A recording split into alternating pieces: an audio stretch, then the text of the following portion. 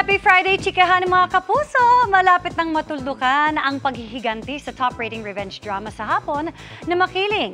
Bigating plot twist nga raw ang di dapat palampasin sa finale week, lalo't di lang isa, kundi may dalawang love triangle. Makichika kay Lars Santiago.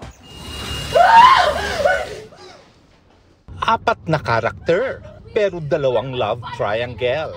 Diyan umiikot ngayon ang mga role ni El Villanueva bilang Amira, Derek Monasterio bilang Alex, Christopher Martin bilang Seb, at Sea Tolentino bilang Rose sa top-rating GMA revenge drama na Makiling. Tinry naman din po ni Amira na sundin yung puso niya at one time, and tinry naman din niya ibigay na lang, ipaubaya yung mahal niya sa buhay. Ang tanong natin dyan is, hahabulin ko ba si Rose? Dahil pangako ko sa kanya, or susundin ko yung puso ko, si Amira yung... Ang daming kabang-abang talaga kung meron ba talaga makakatuluyan si Rose, kakabalikan ba sila ni Alex, magiging okay ba kami ni Amira?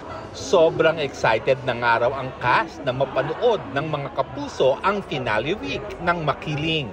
May kanya-kanyang memorable moment din ang apat na Sparkle Stars sa paggawa nila ng Makiling. Yung bundok, kasi parang doon kami na-bond at saka doon kami unang gumulong ni Derek sa bundok na di namin akala magagawa namin siya sa tarambuhay namin sa industriya. Sa everyday, memorable talaga siya. May nakukuha akong, may napupulot akong napakagandang memory from this film and a really good lesson from each one of them. Ngayong tapos na ang taping ng Makiling, what's next para sa kanilang apat? Meron akong out of town trip and then mag-Japan ulit ako.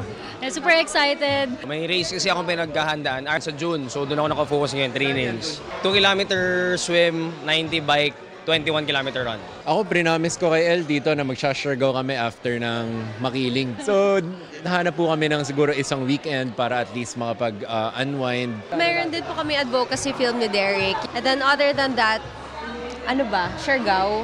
Siargao.